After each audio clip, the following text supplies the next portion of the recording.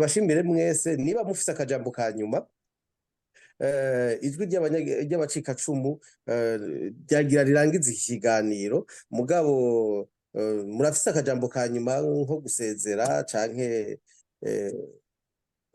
kugira ko ico muvuze je ku giti canje n'abacikacumu ndazi ko bashimye ivyo mwatumenyesheje ubwo rero bwana Frederico ngira ndabaha akajambo mu akanya gatoyi hanyuma duhe padiri muze kwibuka nituribaha muce mudushira mu maboko y'Imana bishimire rero bwana Frederico murafise akajambo ka nyuma gatoyi akajambo ka nyuma mfise na kugushikiriza niba ashobora kumuvyo turiko turavuga yuko kw'izina y'abacikacumu abantu bose bakozwe ko n'ihonyabwoko ryakorewe abahutu imfuvyi abapfakazi ababaye impunzi abatwaye ibintu abantu bose bakozwe ko n'ihonyabwoko ko byatuguye nabi cane bagomba gushikiriza abarongoye leta y'u Burundi kubona kuri uyu munsi mpuzamakungu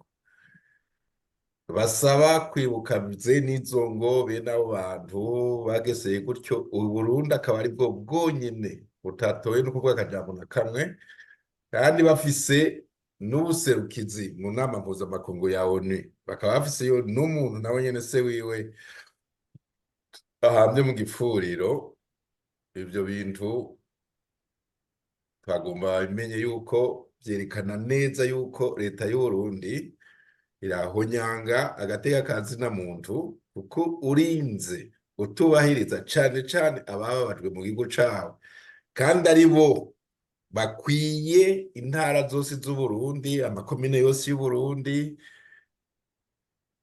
birerekana neza yuko ivy'agateka kazina muntu mu Burundi cane cane k'abahutu leta y'u Burundi iratubabaje birababaza cane babimenye ico niki ama guheza no kubibutsa yuko ku itariki 20 ya Kigarama y'uyu mwaka nuvuga mu yinga n'inusu tuzoba twujuje iyi myaka 2 yuzuye neza inama nshingamateka yemeje ko twakoreye ihonyabwoko basavye inzego zibijejwe leta umukuru w'igihugu gusohora itegeko ivyemeza rikongera rigatanguza ibintu byose vyatezwa gukorerwa aho ryakozwe ko uwo munsi ugashika naho nyene kandi kajambo karavugwa n'inzego ari umukuru w'igihugu canke ari ababishinzwe abari bo bose kuko uwo munsi tuzofata yuko kw'izina rya collectif bose yuko ari se Barundi ari leta yiwe yuko bahemukiye ingo z'abarundi bose bakozwe ko n'ihonyabwoko kuva mu 2022 gushika ino munsi twizigiye yuko afatiye kubijya yavuze kumbure mugabo yatezwa kunyarutsa mugabo birakenewe yuko amenya yuko hariho umwiheburo umatanye nuko ivyo bakora ntivyerekana neza yuko abantu ingo z'abahutu zakorewe amahonyabwoko ababavuka ko yuko baba bafise n'agateka na gatoyi kazina muntu iyo niyo jambo nagomba gushikiriza no munsi murakoze reka twizere ko itariki 20 z'ukwa-12 bazogira ico bamenyesheje erega si ivyo gusa mbe urazi ko itariki 29 z'ukwa-4 kadata na televiziyo y'Uburundi ntacihora ivuga kandi burya abashinga amateka na nkenguza amateka ikintu bamaze gushirako signature kiba kigiye muri histoire y'igihugu urumva rero bwana Frederico mu bushakashatsi ukora kuri 29 z'ukwa-4 umwaka uza ico kibazo tuzokikubaza ni kuki amaradiyo y'u Burundi televiziyo y'u Burundi RTNB nta rimwe ivuga ibintu vyakoze byakoze ku gice kimwe cy'abanyagihugu, igice kitari gitoya.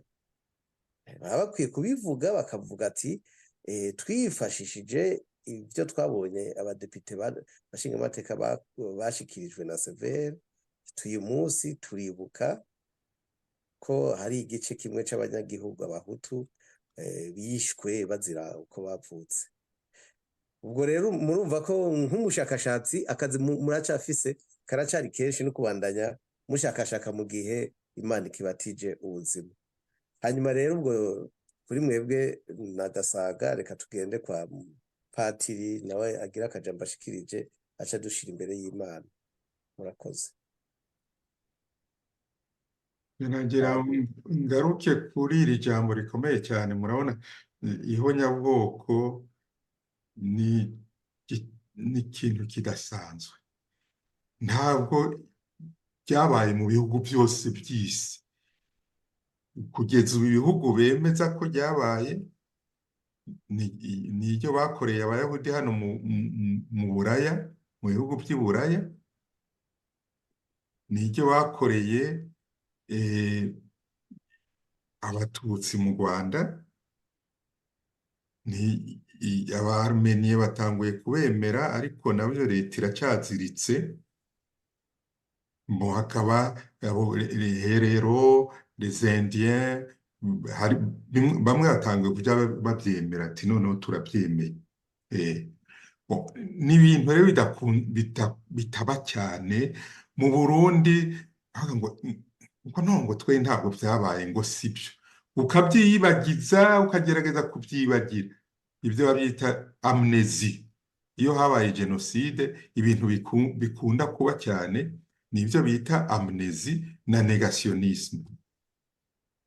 Jenoside ijyana na negationisme, abantu bakarahira bakarengwa yuko bitigeze biba kandi byarabaye pe, ukabaha ibimenyetso akarahira ngo no, ngo ni manipulation, ngo barabesha. Ikindi kiba rero ni uko kwibagira, ngo hose bakagera ntihagire n'ubusubira kubivuga, warebuga bakaguhana cyangwa wasatse. Ibyo bintu rero uko ari bibiri tugerageze kubirwanya, kandi iyo jenoside yabaye ishinga imizi igakwiza imizi hose. Raba mu Burundi hari imyaka 30 ishira dufise amahoro. Byabaye 72 niho byaturitse nyine, byari bimaze imyaka n'imyaka bicucuma biraturika. Hashize imyaka 93 turasubiye. Ejo bundi muri 2015 hashize iyindi myaka nka 20. Erega twagarukiye imbere y'imanga, twagarukiye ku manga. Ngo jenoside bagiye kumara abantu, ubu rero hashize imyaka 8, muwe muyiharura neza, 20 zokuzura nanone mugiye gufata imipanga, kuko ntibigeze bahana ya ngendo. Abo tujye tuhibuka, ntimujye muvuga ngo jenoside yarabaye ngo twikorere ibindi. Mubanze muyihane, mushiraho amategeko kirazira, mushiraho amategeko, ubukoze gutya turamuhana. Ibintu nk'ibyo leta ntishobora gukora ibi, ntishobora gukora biriya, bikaba ibintu bizwi neza cyane. kandi umunyagihugu akaba yatinyuka avuga ati leta ntishobora gukora biri, kuki itanguye kubikora? Ubwo naheza rero mvuga ko Uburundi turacagowe. Murabona baravuga ati ngo nicyo gihugu cya nyuma ku isi gikenye, mu bihugu bikenye nicyo cya nyuma. Kandi njya mbaza ngasanga abo nasize twana tutagira uturato, tutagira agasabuni, bambara ibihuzu byatabutse bimaze amezi bitameswa, baracyariho nk'uko nabasize hashize imyaka 50. qu'est-ce qui s'est passé? Ni bimwe Mandela avuga ati igihugu mbega abanyagihugu murabakunda kumengo ntimubakunda kuko bakora kwa kundi kw'abakoze ihonyabwoko ntibakunda abanyagihugu bashaka kubatsemba. Aho rero tukayitondera nkagira ngo mbonereho nsabe abasaseredoti nkanje abasenyeri batuyobora n'abandi bayobora amadini nk'abapasitori abasheki kw'aho hantu baja bahimbira gufasha igihugu kuvyura umutwe kunamuka bakaba bazima si ukubigisha kuvuga igisabisho gusa gupfukama kuririmba mu masengero ni ukubigisha ka gateka biha bagaha n'abo babana. Ni ijambo rikomeye cyane ndavuga nti hari igihe twigisha la charite ukabona nk'umwana w'umukene ukamuha amafaranga 100 kandi 100 uzi ko ntacyo amumariye nakora ku munwa birangiye hasigaye ejo yipfire umufashije iki none wowe ugacuvuga ngo mana ngo namufashije ngo fasha abakene ntacyo bimaze inyapa de charite sans justice. Banzurabi igituma uwo muntu yabaye umukene bigezaho uzosanga hari umuntu yamwibye itongo uzosanga hari umuntu amukoresha ntamuhembe uzosanga hari ibintu bya injustice bijanye na ya genocide dutinya kuvuga.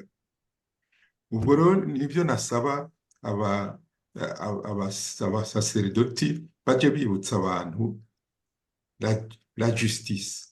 La justice, hari nk'abavuga ngo reconciliation, ariko nta justice yabaye. Nabyo ni kwa kubesha, ntabwo uzokunga abantu. Ugushaka ko bakora amadisikuru mu isengero, urazi ko umurundi adahandwa ku rurimi avuga akajambo keza, azokubwira ijambo ryiza ati wewe uri inshuti, wewe tuzoza dusangira, wewe uri pfamve, kandi amuhisha kari ku mutima. Ibyo uwa mbere azovuza ifirimbi ati twatewe, nawe azoca afata inkota aje kurwana. No, aho rero tuhitondere, hari byinshi byodufasha nuko bimwe tubyirengagiza n'ibyo navuga bya amnesie na negationisme. Negationisme saba ikoze gusaba bavuga ngo ntibyabaye. Hari nabo byabaye ko bavuga ngo je nta wigeze ankora, je ntacyo bantwaye. Hari nk'abantu nasize mu Burundi je ndahunga bo basigarayo. Iyo umubajije ngo je bya 72 ntacyo byantwaye, none iyo si negationisme ko we nta wamujyanye kuri komine ngo bamukerere bavuga ngo twumva ko hari abantu bapfuye ngo twe nta kibazo twagize. Bon, ubwo rero je uko nasaba Imana ngo uwo mutima w'impuhwe d'abord bagirira impuhwe twe twavunitse twe twagowe. Kuki erega hari igihe nsoma misa ntidusabira abapfuye ukabona ntibanaje, none nuko nta mpuhwe badufitiye. Nagiye nsoma misa ya Padiri Michel Kayo musabira, ahubwo bapazi Burundi ugasanga nta n'umwe amusabira. Ibururi bariya abana biciye kuri rya shure hajya ni ishure Kiremba ko ntabura hari umusazi wewe murumva ngo yatumije misa ngo basabire bariya abana, bo nta mitima bagira ngo basabire. Yego abaporo ntibazi ibyo byo gusabira abapfuye, ariko abakatolika turabizi. Kuki batabikora? Namusenyera aba imbere y'irembo kuko atasomesha misa. No gusomera abana bibuta gusa nibo bana basomerwa misa gusa. No ngibyo bintu byerekana umutima w'impuhwe, tugira umutima w'impuhwe ahasigaye ibindi bizoca bija ku murongo nka perezida azoca bisinya kuko azaba yumvise zambuwe kandi ko tuzikeneye umunsi. Mana nibyo ngusabye rero izo mbuzi gwize mu mitima y'abarundi tuzosanga dutanguye gutabarana ntibazongera babona icyo gihugu gikenye ku isi ahubwo tuzosangwa tumaze gukomera cyane.